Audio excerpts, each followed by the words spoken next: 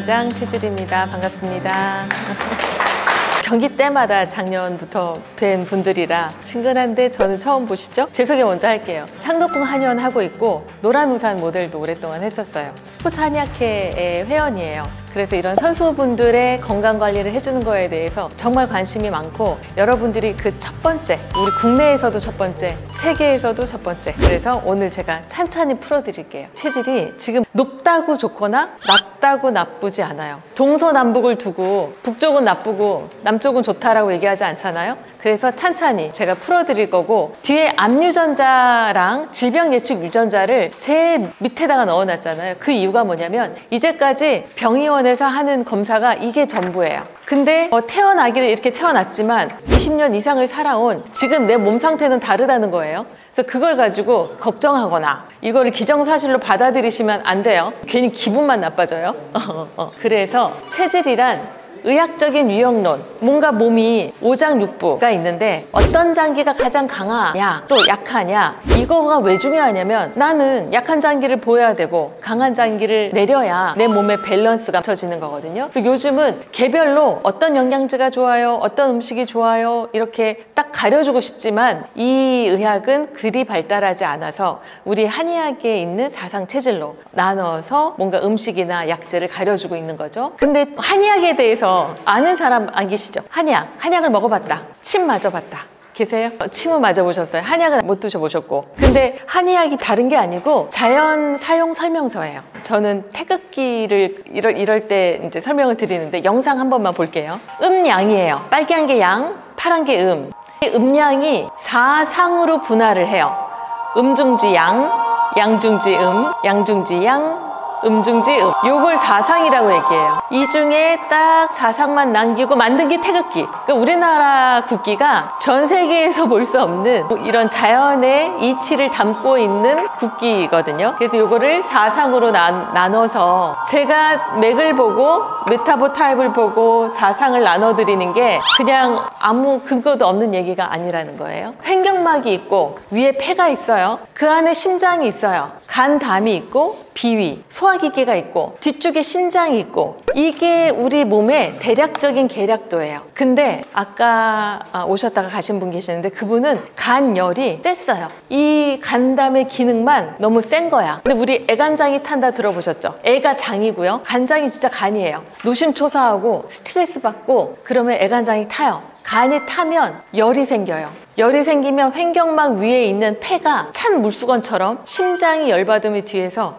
꺼줘야 돼요. 근데 간에서 열이 막 올라오니까 폐가 마른 수건이 되면서 같이 열이 오르기 시작하는 거예요. 근데 그게 열이 오르면 눈, 코, 귓구멍으로 나가요. 그러면 나갈 때 그냥 나가냐? 아니에요. 두 가지를 저질러요. 염증과 출혈. 그럼 안에 생긴 열이 위로 막 나가서 눈, 코, 귓구멍으로 빠질 때 눈으로 빠지면 눈충혈, 눈 건조함, 코로 빠지면 코피, 입으로 빠지면 혓바늘, 구내염, 피부로 가면 여드름, 두피로 가면 탈모, 귀로 가면 이명, 이런 증상들이 생긴단 말이에요. 그게 간에서 열이 올라올 수도 있고 비장, 위장, 췌장에서 올라올 수도 있어요. 근데 이 열이 올라올 때 밑에서 무거운 추처럼 불을 꺼주는 역할을 하는 게 신장이에요. 우리 놀이동산 가면 풍선이 이렇게 달려있고 추가 무겁게 내려있잖아요. 근데 이 추 역할을 하는 게 우리 몸의 신장. 그럼 추가 가벼워지잖아요. 그럼 풍선이 떠요. 그럼 마찬가지로 열이 오르기 시작하는 거예요. 그럼 두통, 어지럼증, 잠 못 자고 이런 증상들이 생겨요. 그래서 아까 그 4가지 장기를 꽃잎으로 제가 표현을 해봤는데 간, 비, 폐, 신 4가지 크게 장기들을 나눌 수가 있고 이것들이 고루고루 균형을 맞추고 있으면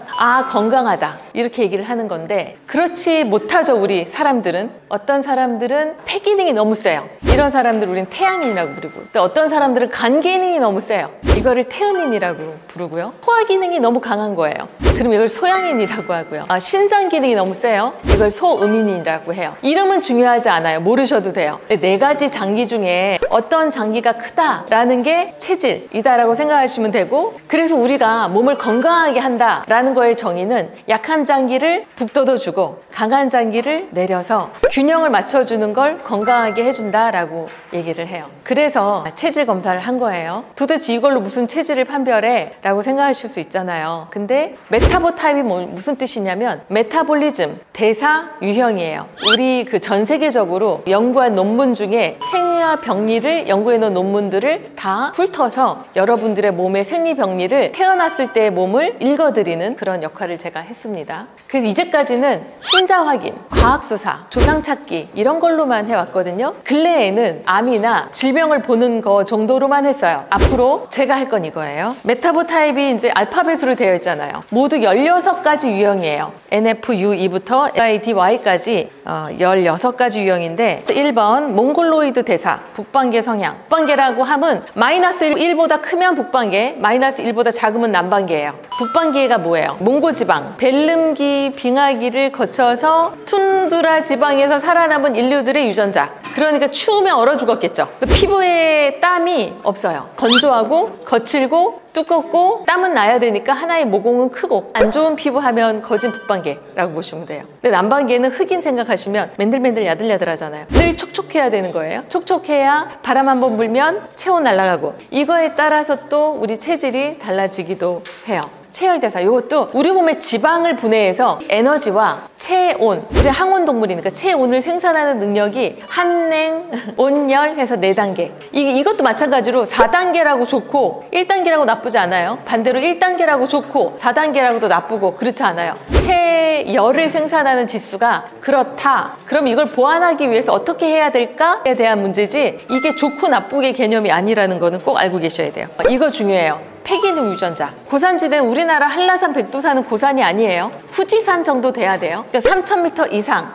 히말라야, 칠레, 안데스 산맥 그쪽이 고산이에요. 그 고산지대에서 살아남으려면 그 블랙야크 아세요? 이렇잖아요. 걔네들은 어깨가 딱 벌어져 있으면서도 늑골이 한 쌍이 더 있어요. 그러니까 폐 실질을 많이 담아내야 살아남았던 거예요. 폐 높은 사람 많죠 여기. 제가 한 800명 정도 우리나라 사람들 또 일본 분들 연구를 해봤는데 예체능이나 예술계나 계시는 분들이 폐대 지수가 높은 거예요. 이게 높다고 또 좋고 낮다고 나쁘고 이거 아니에요. 높은 사람 계세요? 이게 0이라고 나쁜 게 아니고 그죠 10이죠. 그러니까 이게 11인데요?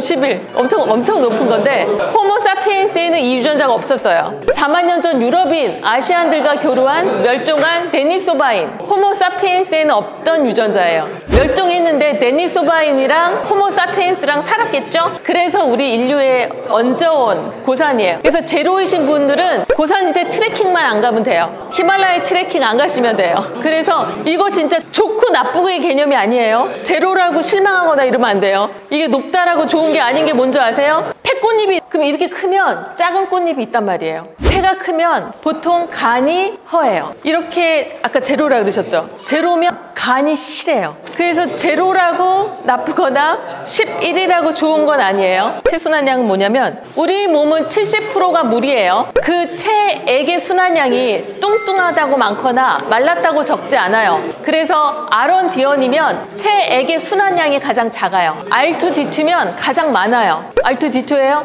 만약에 R2, D2잖아요. 그럼 저염식해야 돼요. 뭐 싱겁게만 드세요는 아니더라도 짜게 먹으면 별로예요 정도. R1, D1이면 기가 약간 허해요. R2, D1이면 음이 허해요. 이게 어떤 의미냐면 그러니까 건조한 산에 산불 잘 나는 느낌. 비건 지수가 중요해요. 우리는 늦게 농경 생활을 지나왔어요. 그때 뭘 고기 먹을 게 있었겠냐고요. 그러니 곡식만 먹고 이제 나무 열매 따먹고 그랬겠죠? 그래서 우리는 주로 채식 쪽이 많아요. 육식으로만 살 수 있는 몸뚱이는 없어요. 그래서 60점이면 5대5로 육식을 해도 좋아요. 근데 90점이다. 그러면 스님처럼 살아야 돼요. 이것도 뭐 꼭 끓여야 됩니다. 이거 아니에요. 근데 내가 65점인데 나는 비건으로 살 거야. 이런 건 안 된다는 얘기예요. 본인 몇 점이에요? 75점. 그러면 지금처럼 하시면 돼요. 75점, 80점은 여기 전문가 선생님들이 식단 짜가지고 해주시잖아요. 그 비율이 아마 3대7 혹은 4대6일 거예요. 채식이 6, 채식이 7일 거예요. 그러니 여기서 85점 있어요? 85점? 85점? 그럼 거의 비건으로 살아야 되는데 육류 단백질 뭘로 주로 해요? 소고기? 나쁘진 않아요. 나는 닭만 먹어야지만 안 하면 돼요. 닭을 먹으면 안 돼요? 아니 먹으면 안 되는 건 아닌데 나는 단백질 보충을 닭으로 정도만 할 거야. 이것만 아니면 돼요. 유전자에 따른 근육 유형, 적근, 백근 보는 건데 아무래도 운동을 하시는 분들이니까 이게 굉장히 중요할 테지만 이걸 보고 나는 무게만 쳐야지, 나는 유산소만 해야지 라고 생각 안 하셔도 돼요. CC면 스프린터, 그러니까 무게 치면 무게 치는 대로 잘 근육이 생겨요. 근데 TT다 그러면 잘 안 생겨. TT 있으세요? 여기는 그냥 쫀쫀한 근육으로 남아야 돼. 잘 생겨요? 생겨요. 잘 안 생기기 때문에 너무 그걸 막 만들려고 무게 치다 보면 부상당하니까 무게 쳐가지고 컵 하려고 하지 말고, 안 된다는 게 아니고 남들보다 2배의 노력을 들여야 하니 잘 안 만들어진다고 실망하지 말자. 2배로 하자. 요 정도. TC는 유산소와 무산소를 적당히 섞어가지고 잘 하시면 돼요. 그리고 피부 유형도 이건 뭐 우리 선수분들한테는 별 중요한 내용 같지는 않은데 여기서 중요해요? 색소 침착이 잘 된다 그러면 뭐 좀 선크림 더 바르고 경기 나가시는 거고, 그 다음 여드름 각질이 많은데 체열 생산 지수도 4단계에다가 R2, D2에 그렇다 그러면 이거는 아무리 피부 관리를 해도 여드름이 들어가지 않아요. 이거는 아까 뭐 해야 된다? 모공으로 나가는 열을 내부에서 없애야 돼요. 간화를 없애고 위열을 없애고. 여드름이 좀 있으신 분들이 좀 있는 것 같은데 어디? 그러니까 잠깐 보자.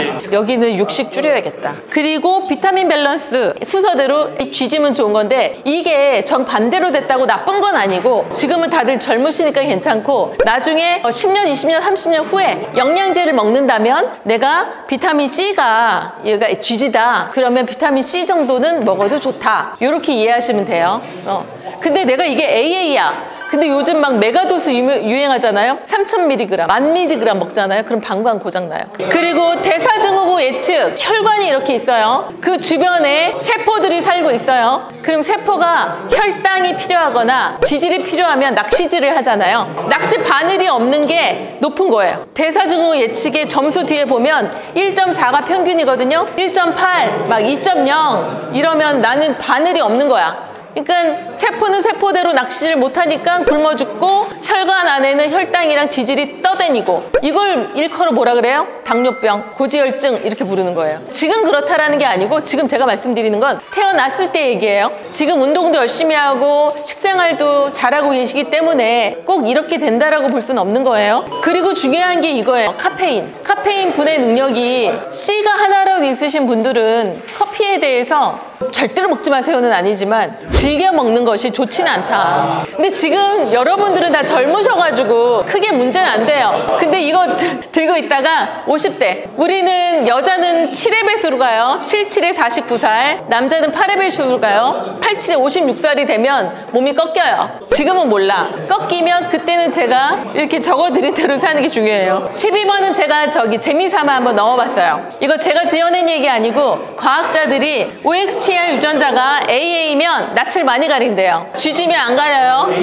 A지면 적당히 가리고 적당히 안 가리고. 그리고 꼼투 유전자가 AA면 내향적인 집중도가 높아요. 내향적이다 이게 아니고 내향적인 집중도가 높아요. 그리고 G지면 외향적인 집중도가 높아요. 그래서 이게 AA면 집돌이, 집순이라고 하죠. 그리고 G지면 아파트에 살면 통반장 하시는 분들. 이걸로 모든 나의 성격을 정의할 수 없지만 대충 그렇다.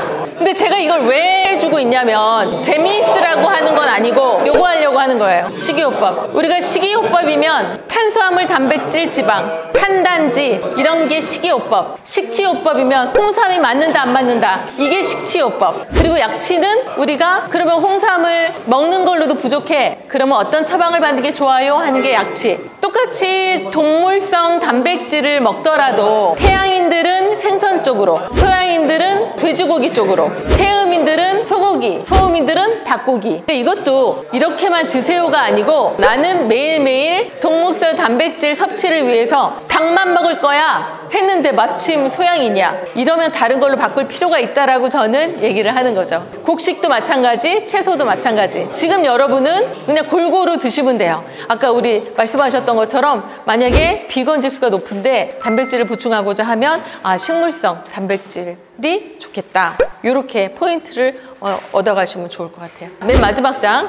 이게 지금 전 세계 병의원에서 하고 있는 이거예요. 저는 제가 2017년부터 이걸 했는데 진짜 이걸로 알 수 있는 게 없는 거예요. 내가 지금 폐암 유전자가 있어.